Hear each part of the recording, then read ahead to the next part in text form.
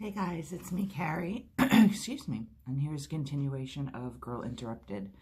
This chapter is entitled Borderline Personality Disorder, and I think I can read it better without my glasses. Okay.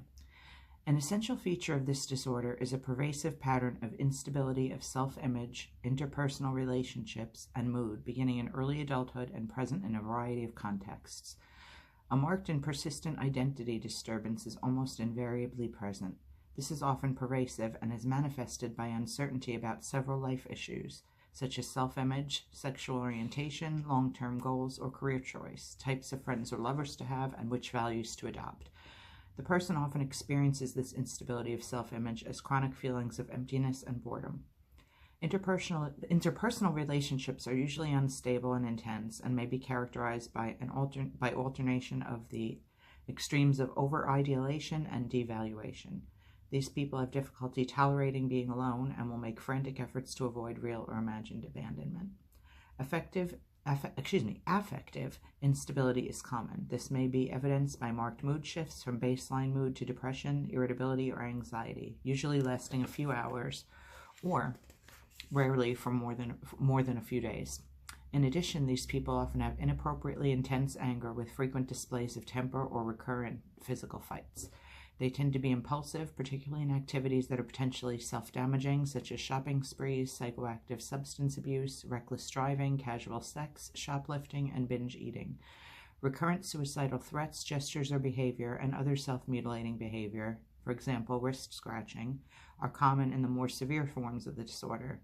This behavior may serve to manipulate others, may be a result of intense anger, or may counteract feelings of, quote, numbness and depersonalization that arise during periods of extreme stress. Associated features. Frequently, this disorder is accompanied by many features of other personality disorders, such as schizotypal, histrionic, narcissistic, and antisocial personality disorders. In many cases, more than one diagnosis is warranted. Quite often, social contrariness and a general pessimistic outlook are observed. Alternation between dependency and self-assertion is common. During periods of extreme stress, transient psychotic symptoms may occur, but they are generally of insufficient severity or duration to warrant an additional diagnosis. Impairments. Often there is considerable interference with social or occupational functioning.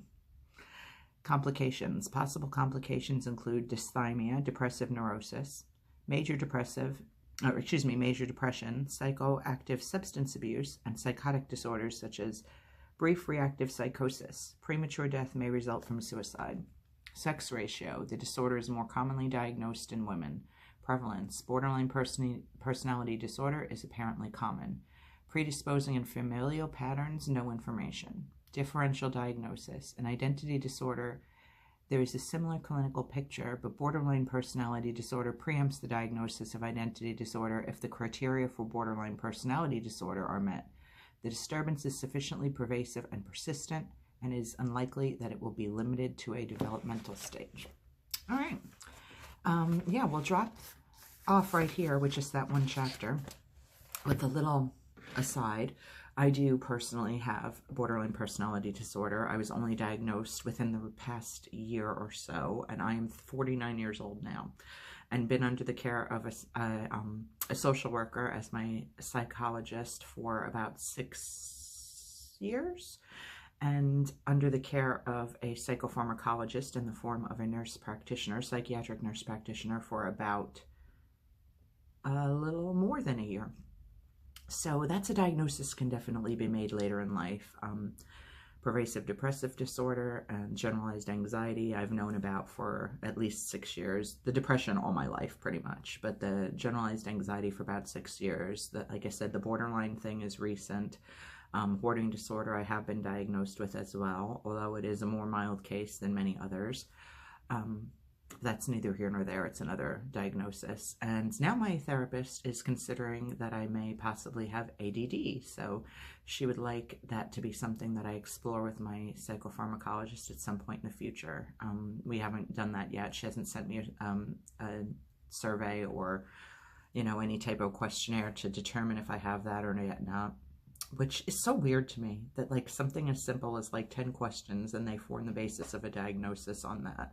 I mean, obviously you have to show signs before they would even give you the test, but it just seems like such a small way to make such a big statement about a person. You know, I don't know. That's how they diagnosed me with borderline, but I find it interesting that I've loved this book for so many years and loved the movie for even longer, and that I actually now have this diagnosis. It's very interesting. Certain aspects of it sound very, very relatable to me. Certain other aspects sound nothing like me, which is why my therapist was initially really shocked that I got that diagnosis.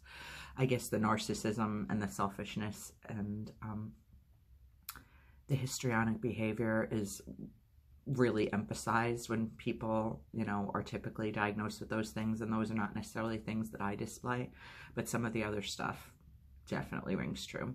So anyway, we don't have a whole lot left to this book, just this little section here. So hopefully we'll be through it before the end of January. That is my goal, because I want to start another book with you guys. But we shall see what happens. Anyway, I hope you guys have an awesome rest of your day, and I'll be back soon with more stuff. Bye, guys.